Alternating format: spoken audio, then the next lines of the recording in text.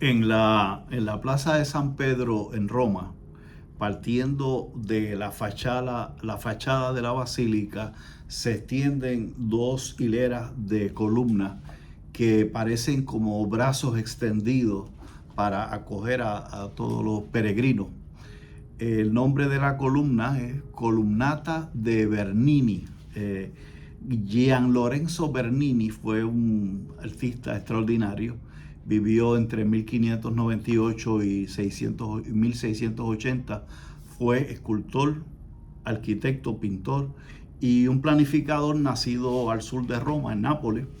El Papa Alejandro VI, me parece que era, le encargó también hacer las principales obras del interior de la basílica, el altar mayor, el baldaquino y una composición escultórica de gran tamaño que se llama la Cátedra de San Pedro.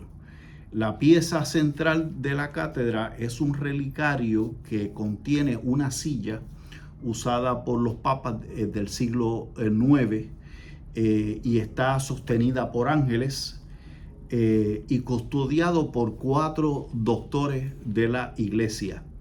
El de la extrema izquierda es San Ambrosio de Milán. El de la extrema derecha es San Agustín de Hipona, ambos obispos. Ambos representan los padres de la iglesia de Occidente. Más cerca del trono hay otras 2 figuras representando a los padres de la iglesia de Oriente. Junto a San Ambrosio está San Atanasio de Alejandría y junto a San Agustín está San Juan Crisóstomo. En este ciclo de charlas hablaremos de estos 4 doctores, San Ambrosio, San Agustín, San Juan Crisóstomo, y hoy nos toca hablar de San Atanasio. ¿Y por qué San Atanasio, entre tantos hombres de la iglesia, es uno de estos 4 que se han puesto en esta pieza central en la Basílica de San Pedro? Pues hablamos de una persona que nació en África, en Alejandría, Egipto, provincia del Imperio Romano en el momento de su nacimiento. Y su mundo fue el de la iglesia del clandestinaje, la iglesia de las persecuciones, la iglesia de los mártires. Vivió la guerra civil de Roma, que termina con la llegada al poder como César de Constantino, que había ganado una importante batalla bajo el signo de la cruz. Y como resultado de esas gran batallas, Constantino se hace, ya al final no se quiso bautizar hasta que estuviera en su lecho de muerte, pero hizo muchas cosas importantes para proteger esta religión, la Iglesia Católica. Entre otras cosas, prohibió que en el Imperio Romano la gente muriera mediante crucifixión, porque el Señor había muerto en eso y no se podía volver a cometer esa barbaridad. Y San Atanasio vive el edicto de Milán del año 313, que terminó con cierta libertad de culto, aunque después a lo largo de los años hubo retrocesos y persecuciones que continuaron en algunos momentos contra los cristianos. Pero por lo menos se estableció en principio que había libertad, por lo menos en papel. Y también San Atanasio participa en el concilio de Nicea 225, que hace poco celebramos los 1000 años, 2200 años de ese concilio. Es una persona de una biografía extraordinaria. Necesitaríamos varios días para hablar sobre él, pero digo unas pinceladas para ver si nos ubicamos, porque lo que quiero es escuchar en sus palabras, darle mi voz a San Atanasio para que nos hable a nosotros hoy. Vivió cerca de 75 años. Fue obispo de Alejandría 30 años como obispo. Pero de esos 30 años tuvo que irse al clandestinaje, tuvo que salir corriendo varias ocasiones porque intentaron matarlo en varias ocasiones, incluyendo 4 emperadores. O sea que estuvo exiliado un total de 17 años bajo 4 emperadores, incluyendo Constantino, que después que había hecho había convocado el concilio de Nicea, pues como que lo que quería era la paz y no quería entrar en cosas teológicas, le importaba poco esos asuntos y quería que los cristianos nos uniéramos y San Atanasio decía, pero es que no nos podemos reunir con estos que no son cristianos, que son los que veremos más adelante, que son de los arrios. Escribió, es el segundo doctor de la iglesia, ¿verdad? De un total de 37. Escribió la única biografía, 37-38, escribió la única biografía que se conoce de San Antonio Abad. San Antonio Abad, que es una muy importante porque esta figura es una figura central para la conversión de San Agustín. Proclamó, y esto es lo más importante, proclamó que el Verbo encarnado es Dios, ¿verdad? Y eso fue motivo de mucha controversia, porque había un sacerdote que se llamaba Arrio que sostenía lo contrario. Pues cuando tenía 23 años más o menos, cerca del año 318, antes del concilio de Nicea, que fue en el 325, había escrito un libro que se llama Sobre la Encarnación. Allí sostenía que Jesucristo es Dios. Claro, nosotros sabemos, el Evangelio de Juan decía, en el principio era el Verbo y el Verbo era Dios, el Verbo estaba junto a Dios, el Verbo se hizo carne. Bueno, pero todo el mundo estaba de acuerdo con eso, porque esa era la fe de la iglesia siempre. Pero unos años después de que él escribiera sobre la encarnación, el 318, un sacerdote también de Alejandría, llamado Arrio, empezó a predicar una cosa bastante rara. Decía que Jesucristo era una criatura de Dios, que no era Dios. Sostenía que el Hijo de Dios no había existido desde siempre. Y Arrio convence a personas muy influyentes que estaban inclusive en la corte del emperador Constantino y familiares de Constantino, de que eso era lo correcto y que eso no era ningún problema. Y San Atanasio decía, no, esto es un asunto muy serio. Aquí se formó la de Dios es Cristo. Bueno, pero el concilio de Nicea, aclaró que la iglesia siempre habrá creído que el Verbo era de la misma naturaleza que el Padre. Por eso nosotros decimos en el credo, creo en Dios Padre Todopoderoso, creo en su Hijo, Dios de Dios, luz de luz, Dios verdadero de Dios verdadero, engendrado, no creado, de la misma naturaleza que el Padre. Pues todo eso se tuvo que aclarar porque había esta confusión creada por Arrio que decía lo contrario. Todo lo que nosotros sabemos, o sea, varias veces trataron de arrestar y de matar a San Atanasio, y en algunas ocasiones, huyendo, se internaba en el monte, en los márgenes del Nilo hacia arriba, tratando de escapar, y allí fue guardado, custodiado, protegido por San Antonio Abad, que había desarrollado unos conventos, unos lugares para que hombres solos fueran a rezar y dedicaran su vida a rezar, y en esos sitios bien apartados lo escondió San Antonio Abad, desarrollan una gran amistad, y San Atanasio escribe la biografía de que había conocido. Inclusive cuando muere San Antonio Abad, le regala, deja como herencia la casulla que había usado para dar misa. San Antonio Abad se la regala a San Atanasio.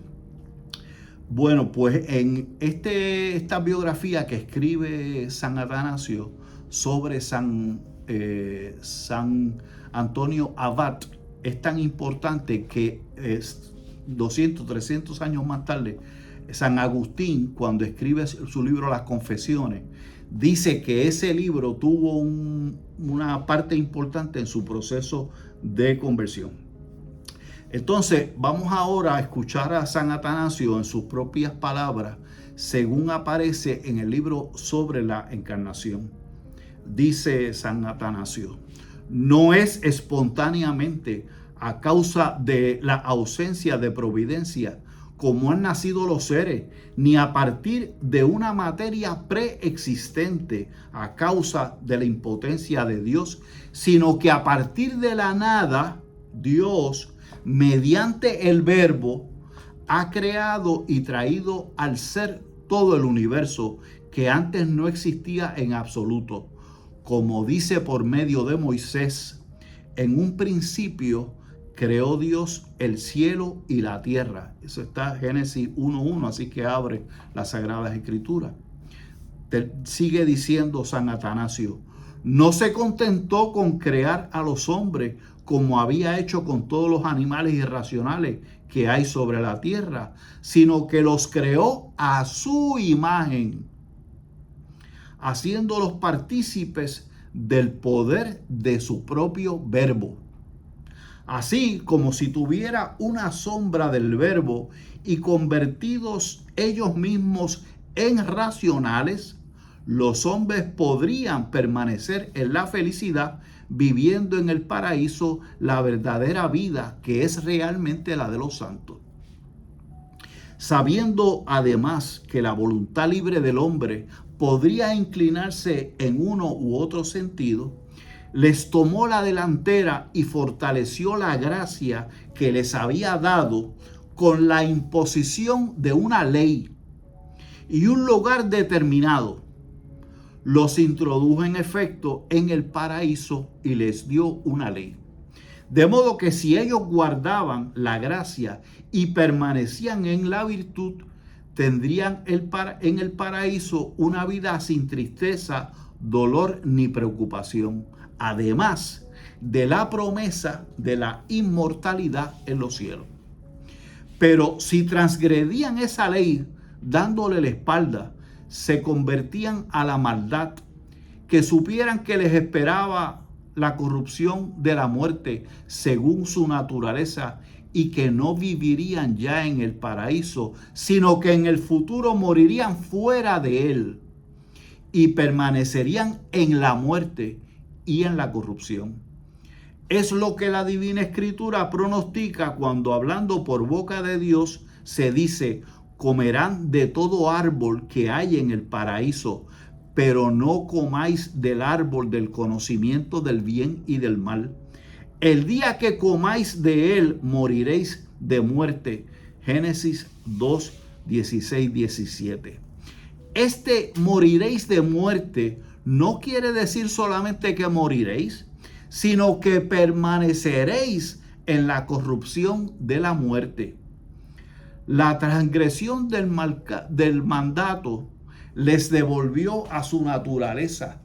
De la misma manera que habían pasado de la nada al ser, era razonable que sufrieran con el tiempo la corrupción consecuente a su no existencia. Pues si teniendo entonces como naturaleza la no existencia, fueron llamados al ser por la presencia y la benevolencia del Verbo, a esto habría que seguirse que vaciados los hombres de la comprensión de Dios y vueltos hacia las cosas que no existen, ya que lo que no existe es el mal, lo que existe es el bien, puesto que nació de Dios existentes, quedarán vacíos también de la existencia eterna. Y no sería veraz Dios si tras haber comunicado que nosotros moriríamos, el hombre no muriera.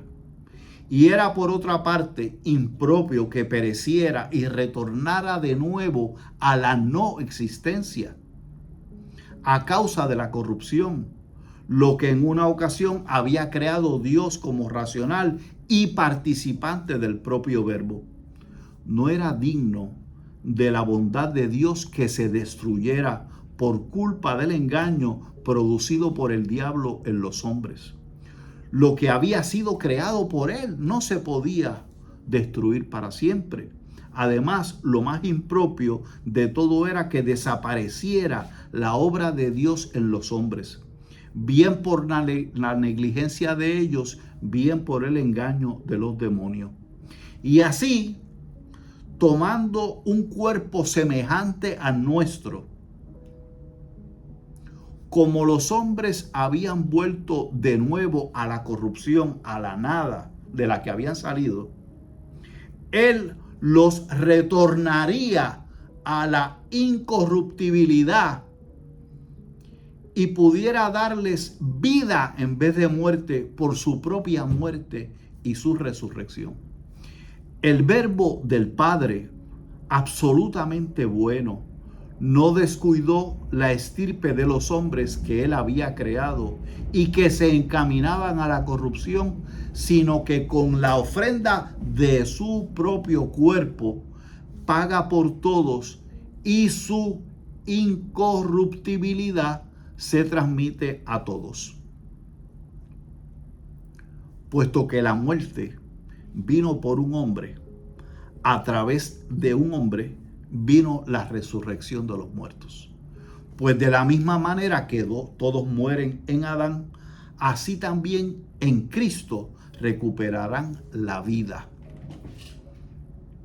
Pues ahora ya no morimos como unos condenados, sino que como si esperáramos despertarnos, aguardamos la universal resurrección de todos, que en su propio tiempo se nos revelará. Esta es la principal razón de la encarnación, pero no es la única razón. Cuando un retrato pintado en un lienzo se ha borrado por la suciedad del exterior, es necesario que se presente de nuevo aquel de quien era la figura, para que la imagen pueda ser renovada en el mismo material.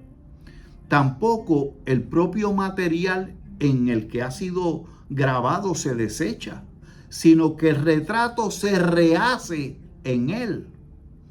Así también el Santísimo Hijo del Padre, que es imagen del Padre, acampó entre nosotros para restaurar la humanidad creada a su imagen.